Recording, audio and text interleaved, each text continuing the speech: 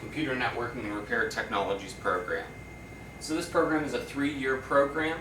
It works on a rotating schedule where 1 year we teach PC Pro, which has to do with hardware and software components of computers, and another year we teach networking, specifically about servers, topologies, things like that. Third-year students that are in the program are able to do independent study and work on specific things for the discipline that they're looking to go into, as well as preparation for the NOCTI exams then toward the end of the year. Students prepare themselves in order to help run the student help desk system here at Central Fulton. Students from all 3 schools do participate in this, and it helps them in order to learn hands-on skills with repairing computers, specifically student Chromebooks and things like that then as well.